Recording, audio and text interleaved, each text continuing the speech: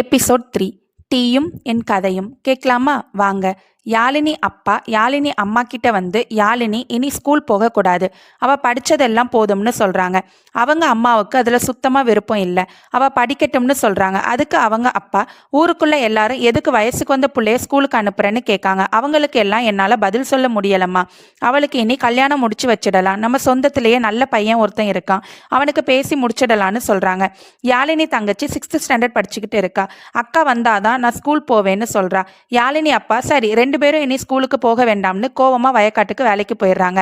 யாழினி இதை தெரிஞ்சுக்கிட்டதும் அவங்க அம்மா கிட்ட வந்து, ஏமா அப்பா இப்படி சொல்றாங்க, அப்பாவுக்கு பொண்ணுன்னா பிடிக்காதாமா, பையனா இருந்தா படிக்க வச்சிருப்பாங்க தானமான்னு அழுறா. யாழினி அவங்க அம்மா கிட்ட அப்பா வயக்காட்டுல இருந்து வந்ததும் நான் அப்பா கிட்ட நானும் தங்கச்சியும் ஸ்கூலுக்கு போறோன்னு கேட்க போறேன்னு சொல்லுவா. இதை கேட்டதும் அவங்க அம்மாவுக்கு ரொம்ப பயமா இருக்கு. ஐயோ இவா போய் பேசி என்ன வம்பு வரப்போதோ அப்படின்னு பயந்துட்டு இருக்காங்க. திடீர்னு அவங்க அப்பா கூட வயக்காட்டுல வேலை பார்க்குற ஒருத்தர் வீட்டுக்கு வேகமா ஓடி வராரு.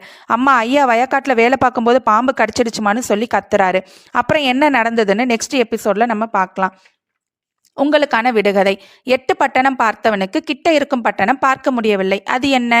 விடை தெரிஞ்சவங்க கமெண்ட்ல சொல்லுங்க. இந்த மாதிரி தொடர்கதையுடன் தினமும் ஒரு விடுகதை கேட்கணும்னா டீயும் என் கதையும் சேனலை லைக் பண்ணுங்க, ஷேர் பண்ணுங்க, சப்ஸ்கிரைப் பண்ணுங்க. தேங்க்யூ.